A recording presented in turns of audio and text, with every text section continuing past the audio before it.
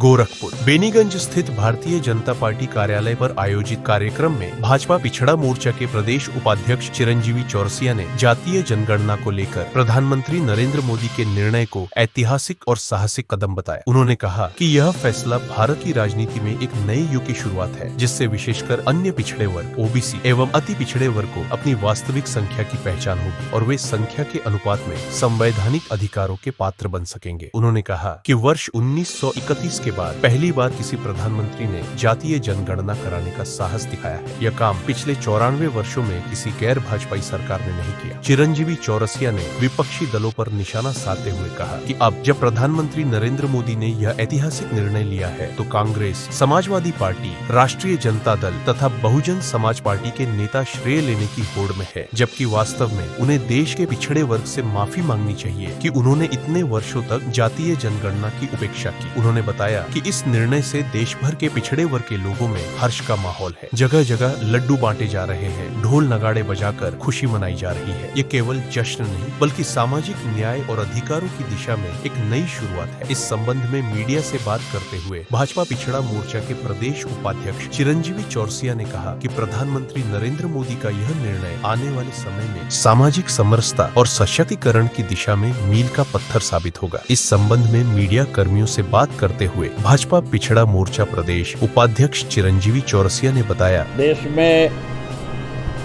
Bharatiya Janata party की सरकार बनने के पश्चात आदरणीय नरेंद्र मोदी जी के नेतृत्व में बहुत सारे सुधार के कार्यक्रम किए जा रहे हैं। भारतीय जनता पार्टी पंडित दीनदयाल उपाध्याय के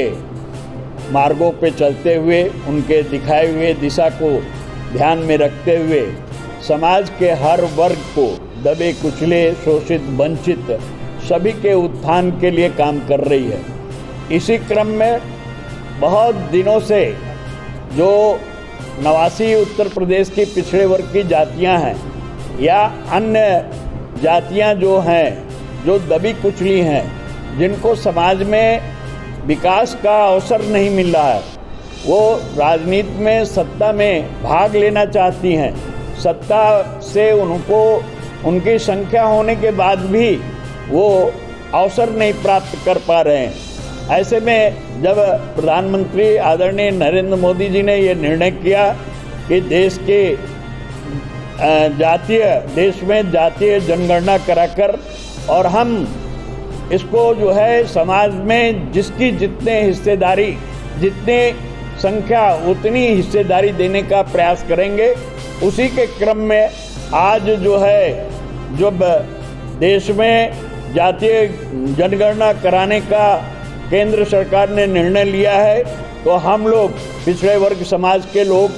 और पिछड़ा वर्ग मोर्चा बहुत उत्साह के साथ आज इस प्रधानमंत्री के निर्णय का स्वागत करने और अभिनंदन करने के लिए आज ये कार्यक्रम कर रहे हैं। आज के अवसर पर मैं एक कहना चाहूँगा कि भारतीय जनता पार्टी की सरकार जब देश में जब से भारतीय जनता पार्टी बनी है, उसके पहले भी भारतीय जनसंघ थी, तब भी उन्होंने दबे और कुचले लोगों को आगे लाने के लिए पंडित दीनदयाल उपाध्याय के एकात्म मानववाद को सुचारू रूप से सत्ता में आने के बाद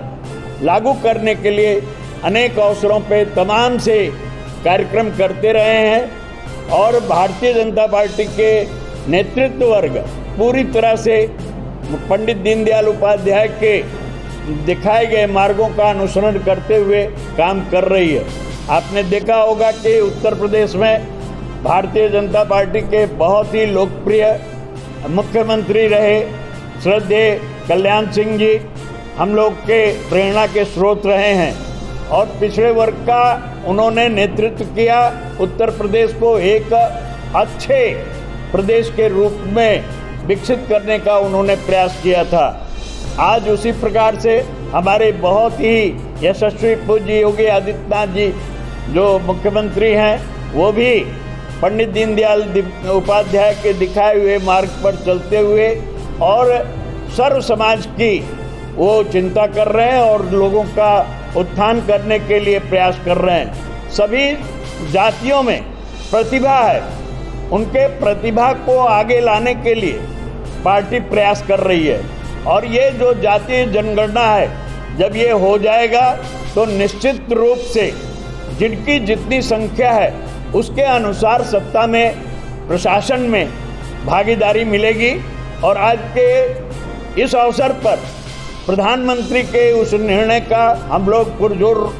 स्वागत करते हैं, अभिनंदन करते हैं और आशा करते हैं कि ये बहुत ही लाभदायी पिछड़े वर्ग समाज के लिए होगा। बहुत बहुत धन्यवाद।